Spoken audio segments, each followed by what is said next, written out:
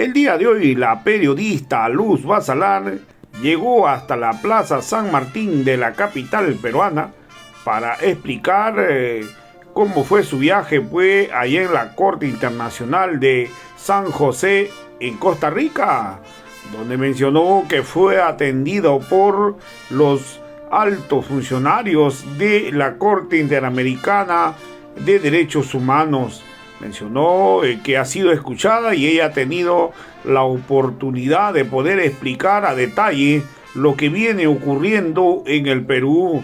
También dejó claro que ha presentado la denuncia contra una serie de funcionarios y el gobierno en el Perú. También ha dicho que ha denunciado a la embajadora de Estados Unidos, a Lisa Kena, por conspirar contra el Perú. Vamos a escuchar pasajes del pronunciamiento de Luz Basalar desde la Plaza San Martín de la capital peruana.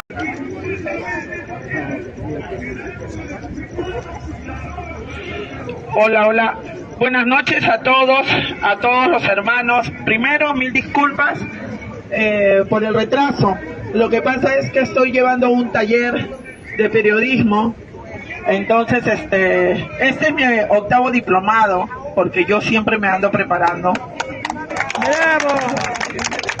Y esta vez, este taller, yo estoy muy agradecida porque es el taller con un periodista de renombre del Hildebrand en sus 13. Entonces, hermanos, ahí tenemos que estar, ¿no? Entonces, por eso es que ha sido mi retraso. Me he venido así como podía, pero lo más importante no es la vestimenta. Lo más importante es lo que yo vengo a decirles. Lo más importante es lo que vengo a informarles. Y eso es lo que nosotros tenemos que saber. Yo primero quiero que le den un aplauso muy grande. No están todas, pero a las valientes mujeres que me acompañaron a Costa Rica, a la Corte Interamericana de Derechos Humanos, por favor. A Jackie la guerrera, ahí está Jackie, que te conozcan. A la hermana Elena, ahí está la hermana Elena.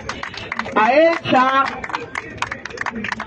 a Rosa, la hermana Rosa, ajá, la hermana Rose, brigadista, también esas palmas porque ella también nos acompañó. También alguien más, bueno, no han llegado las... Sí, a la hermana Elena, ya le dije, hermana Elena también. A Edith, también Edita, que está ahí. Gracias también, esas palmas. Faltan otras que por motivos de trabajo, Milagros ha tenido que viajar con su mami. Pero vengo de verdad muy feliz junto a todas a ellas porque logramos lo cometido, señores. Logramos ser escuchadas en la Corte Interamericana de Derechos Humanos, que eso era lo que queríamos. Todo el mundo, ustedes no se imaginan cómo me decían que no me iban a atender, incluso que íbamos a prácticamente solamente a arengar, a protestar y que no íbamos a poder hacer nada más. Pero la fe y la fortaleza de cada uno de nosotros, sus oraciones de ustedes, sus buenas vibras, hizo de que las cosas se den más fáciles. El primer día que nosotros fuimos, como se pueden ver en las imágenes, el primer día que fuimos, ese mismo día, después de los 15 minutos previos, salió el funcionario a atendernos y en verdad yo con lágrimas en los ojos porque no podía creer que nos iban a dejar pasar. Nos dijo, sí, pasen, pueden pasar dos de ustedes. Y ahí es donde todos ustedes, espero que hayan podido ver las imágenes porque fue muy emocionante. Entramos, ¿no? El día de ayer en Quinto Poder pude poner algunas imágenes de que nos tomamos las fotos dentro, porque la blanquirroja y la huipala juntas lucieron en el interior de la Corte Interamericana de Derechos Humanos. Y eso lo hicieron mujeres de la plaza, eso lo hicieron mujeres del pueblo, eso lo hicieron mujeres luchadoras como cada una de ustedes. Me hubiera encantado, y desde aquí se los digo, me hubiera encantado tener los recursos para poder que vayan todas, porque yo creo que todas merecen estar ahí. pero no se pudo esta vez. Al final de todo, cuando hablamos, yo quiero decirles a todos ustedes, porque quiero que ustedes sepan en primera mano lo que nosotros dijimos, ¿no? La que les habla, nos recibieron bien, estaba otra funcionaria, otra magistrada, estaba el de comunicaciones que nos atendió, estaba una abogada, el salón muy acogedor. No pudimos tomarnos fotos para dentro del salón porque nos pusimos, o sea, estábamos nerviosas, bueno, emocionadas. Y mi compañera, que era la que llegaba el móvil, que no voy a decir su nombre porque lo estoy mirando, ya, no pudo tomar por los nervios. Pero bueno, les pusimos a todos, a los que estaban presentes, que nuestro país venía viviendo un golpe de Estado continuo, que no es de ahora. Le hablamos desde el principio de esta situación y yo desde aquí quiero agradecer a la Corte Interamericana de Derechos Humanos porque nos escuchó paso a paso todo lo que dijimos. Fue más de media hora que estuvimos ahí y jamás me interrumpieron. Después algunas preguntas, pero jamás dijeron, oye, miren, hasta aquí no. Yo, hermanos, lo que dije aquí, lo dije allá, porque eso es lo que todos nosotros queríamos. Les dije de que en primera vuelta el Perú estaba bien, como todos, siempre enfrentando al fujimorismo, ¿no? Que no se pensaba y que se veía que entre los tres candidatos, que era Soto, Porky y Fujimori, como que había una pelea ahí, pero que sin embargo en una segunda vuelta electoral sale el presidente, el candidato en ese momento, Pedro Castillo, y Keiko Fujimori en segunda vuelta. Y es ahí donde cambia nuestra realidad. Es ahí, en ese momento. Porque desde ese momento empieza el terruqueo. Vuelve el terrorismo. Vuelven las campañas mediáticas enormes. Vuelve a estar la Confiec al lado de la prensa nacional, los tiburones de siempre políticos, todos juntos apoyando a Keiko Fujimori. Cabecilla de una organización criminal, y no lo dice Luba Salar, lo dice el Ministerio Público, el fiscal José Domingo Pérez, que viene y sigue cometiendo crímenes en nuestro país. Esa es Keiko Fujimori. Y eso le dijimos. Y que a pesar de eso, la prensa nacional le permitía a ella, se ponían el polo conductores como Gisela Valcárcel, Magali, diciendo explícitamente pues que voten por la cabecilla de una organización criminal. Después también vivimos que hasta la selección se puso de su parte de nuestro país. También los que tienen millones sacaban unos carteles enormes en las primeras calles, avenidas de los distritos más pudientes de Lima, donde decían no al terrorismo, no al comunismo, ¿no? Y después vino la masacre del Brain, que era lo mismo que pasó en las elecciones del 2011-2016, donde siempre estaba Keiko Fujimori postulando. Todo eso se lo dijimos. Y que a pesar de esa campaña más que multimillonaria que hicieron todos, porque todos estaban a favor de Keiko Fujimori, todos aquellos procesados y los que tienen dinero, el presidente Pedro Castillo logra ganar en segunda vuelta. Inmediatamente cambió la figura del terruqueo a la figura de fraude. Empezó el fraude, que hubo fraude, que empezaron a pagar, empezaron todos, a tal punto que llegó Mávila Huertas con su criptómano a decir que el criptómano tenía una fórmula donde podía descubrir que sí había habido fraude. Todos ustedes lo han visto y todo eso se lo dijimos. Que nosotros no teníamos dónde recurrir, porque aquí el Consejo de Prensa Peruana o la Sociedad Nacional de Radio y Televisión no hace nada, porque son los mismos dueños de los canales. Y que no querían que se dé la victoria del presidente Pedro Castillo. A pesar de todo, por el sacrificio del pueblo que pernoctó en las calles, en el Parque de la Democracia, y y el apoyo de la prensa alternativa, porque les dije también que nosotros vivimos una sociedad prácticamente para una realidad paralela, ¿no? La prensa nacional que informa sin opinión crítica ahora, y la prensa alternativa que informa, y tenemos que hacer activismo y también tenemos que hacer una opinión crítica, no porque nosotros querramos, sino porque es nuestra obligación por ser parte del pueblo. Ya me gustaría a mí solamente informar y quedarme en mi casa sentada, pero la situación y la coyuntura y los asesinatos de hermanos peruanos no me permite que yo sea tan indiferente y que haga ese egoísmo tan terrible e inhumano con mis compatriotas.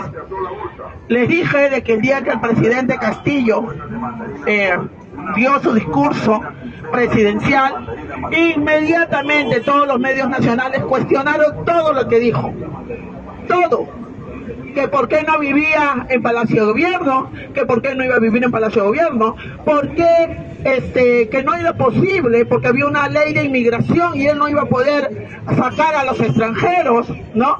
Que era imposible el acceso directo a la universidad, eso también dijeron. Y todo, absolutamente todo eso, lo que hizo el presidente Castillo fue presentar más de 50 proyectos de ley para favorecer al pueblo, y que todos hemos sido testigos que ni uno solo, ni siquiera lo archivaron, simplemente lo encarpetaron, no los leyeron, y todos los días la prensa nacional hacía escarnio de la imagen del presidente Castillo. Si salía al exterior y hablaba de una fábula del pollo, todo el mundo se burlaba, entrevistaban a todos para burlarse de él, porque desgraciadamente vivimos en un país racista, clasista, discriminador. Sin embargo, que ahora, fecha de hoy, tenemos a un alcalde de Lima procesado por corrupción y por presunto narcotráfico, porque su delito que lo están investigando es lavado de activos a Porqui, y está de alcalde de Lima y a nadie le fastidia. La fiscal de la Nación va, se toma fotos con él. Él habla cosas más visibles, como por ejemplo el botón del hambre, como por ejemplo las macetas para la seguridad ciudadana, y sin embargo a él nadie se burla de él. ¿Por qué? Porque es blanco, porque les paga. Pero sin embargo al otro costado tenemos al presidente Pedro Castillo, y de él sí se burlaban, de cualquier palabra mal dicha, simplemente porque eso querían. También les dijimos que todo también empezó con la prensa nacional, el canal CNN del periodista Rincón, que fue quien originó todo esto, que llegó al punto de pedir al presidente Pedro Castillo que renuncie. Que el presidente Castillo, a pesar de todas las solicitudes de vacancia, seguía, pero ya llegaron al punto de pedirle renuncia, que salía conductores de televisión como Mávila Huerta a decir renuncie, salía la CONFIE con 3 comunicados diciendo renuncie, salían todos a pedir que renuncie, prácticamente a obligarlo a que se deje y abandone su cargo, algo que el presidente Castillo no hacía. También le dijimos de que la fiscal de la Nación en ese momento, Zoraida Ábalos, sí abrió investigación contra el presidente Castillo, pero conforme el artículo 117 lo que hizo fue decir que la investigación iba a empezar cuando él termine su mandato. Pero ¿qué hizo el Congreso? ¿Qué hizo el fujimontesinismo y sus aliados? Inmediatamente empezaron a coaccionarla, y los grupos con actos de terror llamados pestilencia o cobardientes iban a su casa y todo lo demás, al punto que sacaron a Zoraida Ábalos e ingresó Pablo Sánchez. Pablo Sánchez, un fiscal que cuando pasó lo mismo con Toledo respondió a todos: yo no lo puedo investigar porque el artículo 117 me impide, y que sea cuando termine su mandato. Sin embargo, con el presidente Castillo se olvidó de lo que dijo antes y abrió investigación inmediata. Es en ese momento donde entra la elección de la presunta cuellos blancos Liz Patricia Benavides Vargas, que era increíble, les dije yo, que cómo era posible que la Junta Nacional de Justicia no se haya dado cuenta de todos sus antecedentes, tener a una hermana juez involucrada en un caso terrible de narcotráfico, más de 50 liberaciones a narcotraficantes extranjeros, que no a otra hermana que ha pertenecido y pertenece a la Corte Superior del Callao, donde estaban los cuellos blancos, Ruth Benavides, que también está investigada por la contratación de más de 240 trabajadores, presuntamente fantasmas, señores. Que no era posible que la Junta Nacional de Justicia no haya sabido de el historial de la mamá de Liz Patricia Benavides Vargas, que fue alcaldesa, que fue congresista, de su padre, que también estuvo involucrado, denunciados por casos de corrupción, que han tenido orden de captura, que han tenido, pues, porque había hasta portadas de medios en ese tiempo que han salido hoy a la luz. Que esta fiscal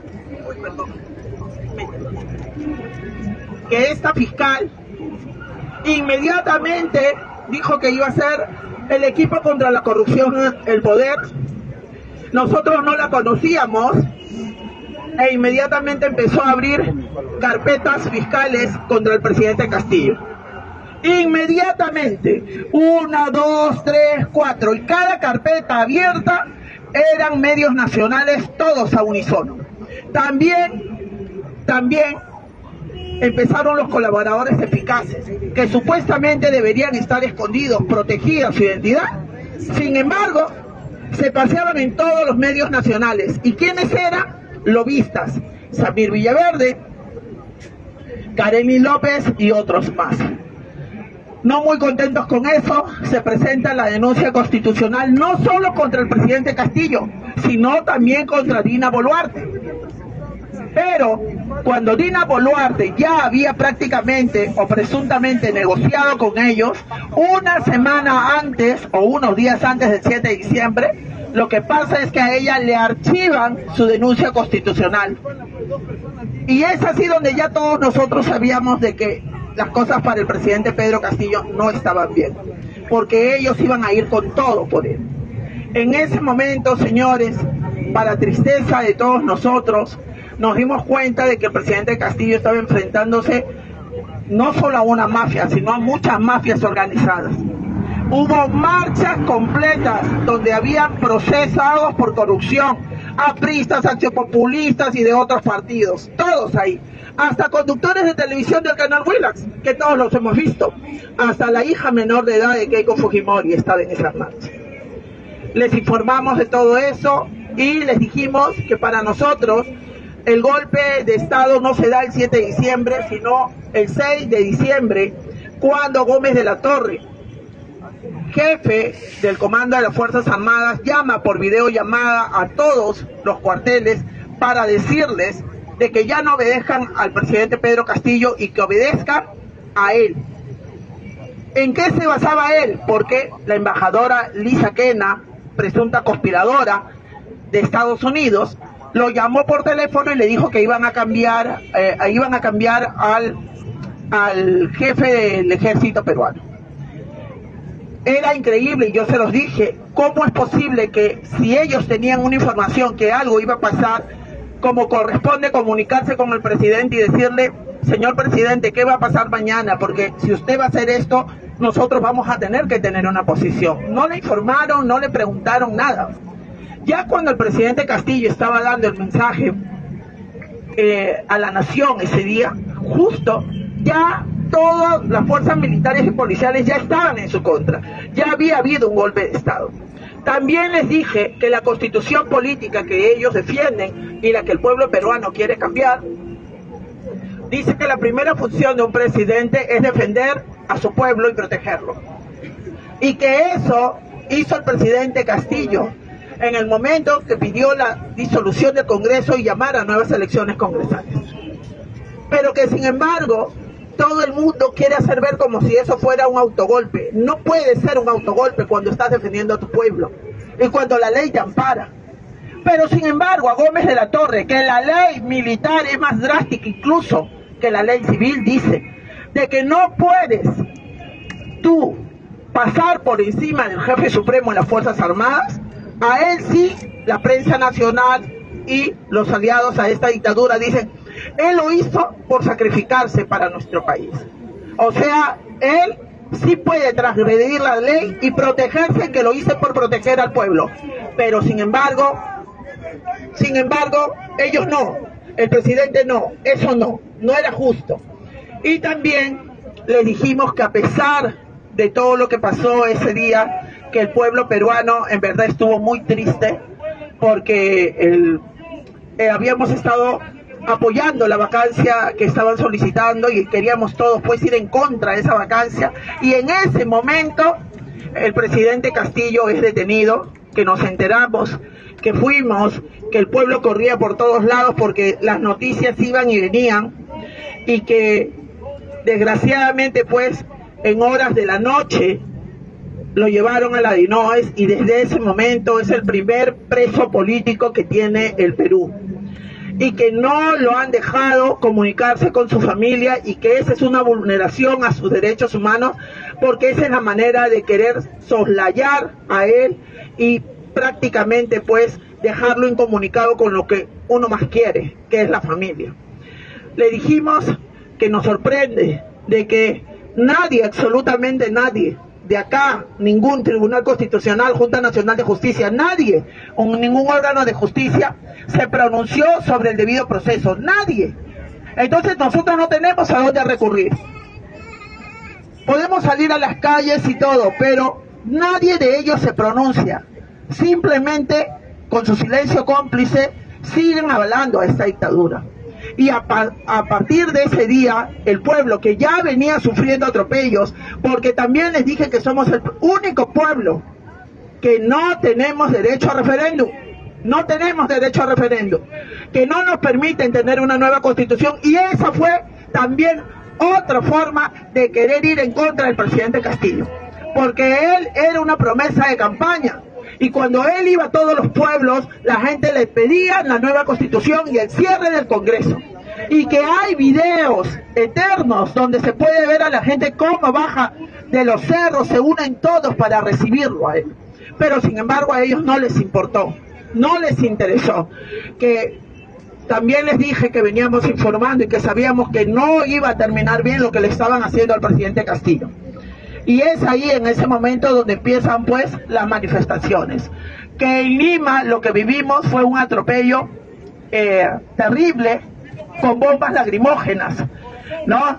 Con francotiradores, que hubo no solamente un herido, no solamente un fallecido, que tenemos compañeros que fueron heridos los primeros días, como Miguel Murillo, y que a fecha de hoy no sabemos nada, que fue el primero, que fue en este pasaje aquí, Girón de la Unión, que también se llama, y que no sabemos nada, que también ahí empezó en Puno, en Ayacucho, en Ica, en Barrio Chino, que es Juliaca, Chala, que se unieron con extranjeros, que la policía tiene visos de corrupción porque sacó, y hay imágenes que comprueban, sacó a los estudiantes aquí a Plaza San Martín y también los hizo marchar como si fueran nazis en todas las calles de Lima. Esos son estudiantes, que son civiles, que no pueden ellos ni siquiera detenernos ni pedirnos documentos. Y que también sospechábamos que había extranjeros, y que también sospechábamos que no solamente extranjeros estadounidenses, sino que también que habían contratado a extranjeros que viven aquí en el Perú, y que ellos estaban, porque era increíble la violencia con la que nos agredían, era increíble. Yo creo que todos ustedes, díganme, ¿ustedes esperaban esa violencia? No, jamás. Les dije que la Plaza San Martín en las peores épocas siempre ha sido la reunión de todo el pueblo peruano. Sin embargo, la llenaban de bombas lacrimógenas para que no podemos estar, y después los tanques, que nos empezamos a enterar de los asesinatos a nuestros hermanos, y que nadie hacía nada por nosotros, nadie, que no hay ni un solo medio de comunicación nacional que alguna conductora haya llorado por esos muertos, esos asesinados. Sin embargo, hemos visto que hace una semana Mónica Deta Sol Carreño, falleció un periodista, que en paz descanse, en el Callao, en un accidente, y ahí sí lloraron, dijeron cómo es posible, que lo vamos a extrañar. y no se pusieron a pensar en todas esas madres que han tenido que enterrar a sus hijos, esos hijos que han quedado huérfanos. Les dijimos todo lo que habíamos pasado, les dijimos de que la vacancia no estaba dada según el debido proceso, que eran 104 votos, hicieron 101, pero que el juez San Martín, que tiene visos de corrupción con los cuellos blancos, simplemente no acepta ningún habeas corpus, que por más que el presidente Castillo, cualquier ciudadano presente 5.000 habeas corpus aquí, acá en el Perú la ley no se respeta. Ellos dan la interpretación que quieren a la ley. La ley es muy clara, señores. Si dicen 104 y tuviste 101, esa vacancia es ilegal. Es ilegal, así de simple. ¿Por qué lo permiten? ¿Por qué? Porque son presuntos cuellos blancos. Y uso la palabra presunción porque no hay una sentencia para ellos. Les dije de que el pueblo peruano no solamente es la justicia para nuestros hermanos asesinados, sino devolvernos la tranquilidad. Porque ahora quieren tomar Puno por el litio, y que ya habíamos ido a la embajada de Canadá, y que la embajadora de Estados Unidos acá es una presunta lobista que promociona a la empresa 8 Sur involucrada en casos de presunta corrupción por la tala de nuestra Amazonía, y que nadie hacía nada, y que nosotros lo que queríamos era evitar más muertos y querían que nos devuelvan la democracia, que sabíamos que acá había documentos donde estaban pidiendo el debido proceso al presidente Castillo, y que lo que queríamos era que ya de una vez se pronuncie. Necesitábamos eso y queríamos decirles que nuestra denuncia es sobre una presunta megaorganización criminal liderada por Keiko Fujimori, Dina Boluarte, Gómez de la Torre y por el silencio, Otárola, y que su brazo político era el Congreso, su brazo legal era Liz Patricia Benavides, fiscal de la Nación, su brazo armado, los altos mandos de las Fuerzas Armadas y los grupos llamados Pestilencia o Cobarrientes, su brazo de comunicaciones era la prensa nacional que cobra del dinero del Estado, y también que el brazo de enlace internacional para cualquier cosa que podría pasarle a ellos era Lisa Quena. Se lo dijimos, nos escucharon todo, le dijimos que la familia presidencial ni siquiera les dejaron tener la oportunidad de, aunque sea, escucharse por un teléfono, y que la primera dama venía pues todas las veces que sale en una audiencia, venía siendo hostigada ella, su hija, porque la citaban en el Congreso, aunque sea por videollamada, para seguir diciéndole de que pertenece a una organización criminal, a pesar de que se están cayendo argumentos. Samir Villaverde ya no existen los $2 millones que dijo, ya el juez lo sacó del caso. Entonces, nosotros lo que le decíamos a ellos es, ¿cuándo vamos a tener justicia si en nuestro país no lo tenemos? Es que por eso habíamos salido a las calles, y que sabíamos que iban a decir quién nos financia, y que podían entrar a Quinto Poder para que vean que hemos hecho teletones. Hemos hecho teletones para poder pues cubrir, y la gente nos ha apoyado, ¿no? Nos escucharon, me hicieron algunas preguntas sobre el procedimiento, ¿no? Que si yo estaba al tanto del procedimiento, les dije que sí, que claro que yo estaba al tanto del procedimiento, que sabía que no tenía cita, no teníamos abogados, ¿no? Y aquí quiero decirle algo a todos ustedes vieron que el día que yo llegué, traje un documento que me habían entregado. Los abogados, a los que no voy a decir el nombre, no por ellos, sino porque yo siempre priorizo la lucha, pero que desde aquí, el día de ayer lo dije en Quinto Poder y hoy lo digo en todas las plazas, a mí no me asustan los que vienen aquí a tildarse de grandes luchadores, de grandes buenas personas, pero que sus acciones lo que hacen es dividir o ir en contra de la libertad del presidente Castillo. A ver, señores, si 12 mujeres están yendo allá, no era correcto que nos den los números de expedientes y los documentos para nosotros poder presentarlos allá y decir, queremos que esto ya de una vez se resuelva. ¿Por qué nos engañaron? ¿Por qué me dieron documentos que no pertenecían a eso? Y cuando yo llamé, dijeron, te lo estamos dando mañana, porque yo decía, nos han atendido rápido, ya tenemos que darlo. Y ahí están las hermanas, porque yo delante de ellas me comunicaba también. Se comunicó conmigo una abogada, me dijo, no, sí, te vamos a apoyar, que esto, que lo otro. Creí en ella, dije, ay, qué bueno. Pero una hermana me dijo, Luz, te vas a confiar en ella. Mira todo, ahorita si no tenemos nada, ¿te vas a confiar con todo lo que estás viendo? Le dije, sí, tienes razón. Y me puse a redactar el documento que está aquí. Sí, hermano, sí. Agarren aquí, mi amor. Gracias. Ya, agarren eso ahí. Yo me puse a redactar el documento porque dije, bueno, si no me van a dar nada, mejor tengo algo. Y este es el documento que yo redacté. Les pido por favor, no lo saquen de esto porque lo tengo que tener cuidado, pero sí quiero que todos se lo pasen para que vean el sello de recibido de la Corte Interamericana de Derechos Humanos y puedan leer las humillas, señores. Acá dice bien claro, sé a lo que nos estamos arriesgando, acá estoy denunciando yo y las hermanas con nuestras firmas y las firmas de todos ustedes que dieron a esta presunta mega organización criminal. Puede pasarlo, por favor, hermano, vayan viéndolo ahí. Y yo les digo a todos ustedes aquí, por eso es que yo no simplemente me quedé helada, porque al otro día, mi hermana, este es el documento que me mandó la abogada. El otro abogado ni siquiera mandó nada, ya no respondió. Pero este es el documento que casi lo rompo y de ahí una hermana me dijo, Luz, no lo rompas. Yo estaba indignada, porque todo el sacrificio que estábamos haciendo allá, y miren el papel que me manda. Un papel sin nada, sin sello de abogado, sin nada, sin contexto, hermanos, sin contexto, hermanos.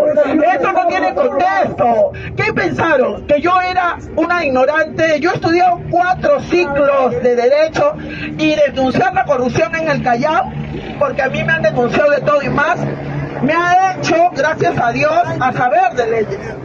Pero díganme, ¿cómo me va a dar esta hoja si tengo una audiencia en la Corte Interamericana de Derechos Humanos? No. Sí. Sí, foto puedes tomar. Solamente la primera hoja. No, sí, tomen la primera foto. Pero no me saquen el documento, nada más. Sí, tomen la foto, hermanos, tomen la foto. Escuchen. No, esto no es nada. Y esto se lo digo acá a ustedes porque no quiero que mañana más tarde venga nadie les sorprenda. A mí siempre me gusta hablar con documentos. Yo les dije a ustedes que íbamos a hacer todo lo posible para denunciar. Ustedes firmaron y nos pusieron el sello delante de todos con la lluvia encima. Hermanos, y yo les digo una cosa, Costa Rica es bien caro, carísimo. Solamente un agua está como $3. Aquí nosotros no nos ven más bajar, de repente hemos bajado de peso. Hermanos, de verdad se los digo, la hemos pasado un poco difícil. Incluso encontrar dónde se imprime, porque nosotros no tenemos. O sea, pero se logró. Yo decía, yo tengo que llevarles a todos los hermanos el documento con el sello. Tómenle foto, enséñenselo a todos y diga, la Plaza San Martín y los luchadores de la Plaza San Martín también están ahí en la Corte Interamericana de Derechos Humanos, señores. Y esto es de ustedes. No, escuchen, esto es de ustedes. Tómenlo así y no permitan que nadie les quite ese derecho.